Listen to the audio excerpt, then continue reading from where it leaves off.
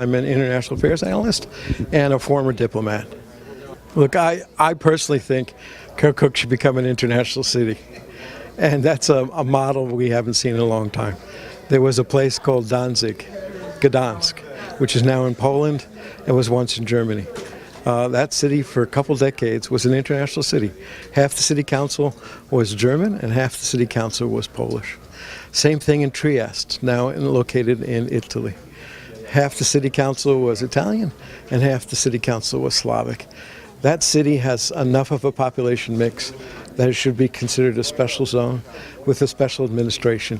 Because I think if either side tries to take over in full, there'll be endless problems, endless bloodshed, endless roadside bombs in the streets of Kirkuk. I think Kirkuk needs to be treated specially.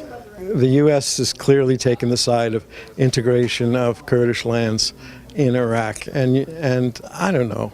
At some point, humanity has to get serious about self-determination. It's just crazy. It's not just you guys in Kurdistan. It's Catalonia. It's the Basque Country. It's the Polisario. It's the Tibetans. It's the Uyghurs. It's the Chechens. All these people around the world are being crushed by larger forces. And that's just not right.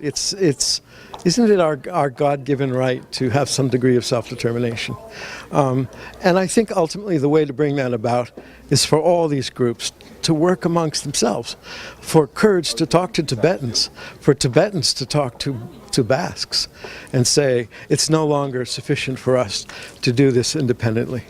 We need to create an ethic within humankind that self-determination is a human right, and then work together to create a UN process where we can bring about referenda and actually vote under UN guidance and UN enforcement to say we're going to let these people control their own destiny. It's going to be hard for each population, including Kurdistan, to achieve that on its own. I think ultimately there's a middle ground, and the middle ground would be when Kurdistan is treated perhaps the way Northern Ireland is treated. That is to say, you fly our flag, you use our money, we're going to handle most foreign policy, everything else is up to you. What you teach your kids, what language you use, how you do business, how you split up taxes, and make certain that those taxes are fair and proportional. More importantly, we need Iraq to give its fair share of income to Kurdistan. Right now, it's something like, I think, 16%, even though they deserve 25%.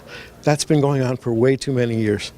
And for Kurdistan to proceed either independently or as a Northern Ireland kind of solution or full integration with Iraq, we need to see that those resources are given as was promised at the outset.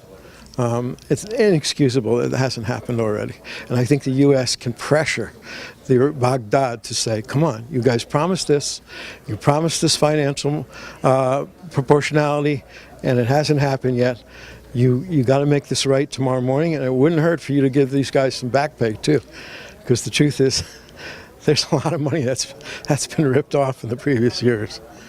I think so, because ultimately the U.S. wants this fully integrated united country, and if the U.S. can take one of the complaints away from Kurdistan, that its resources are being taken disproportionately, that seems to be in the U.S. interest, because it helps Kurdistan, it keeps Baghdad honest, and it keeps the U.S. model of full integration of the country together.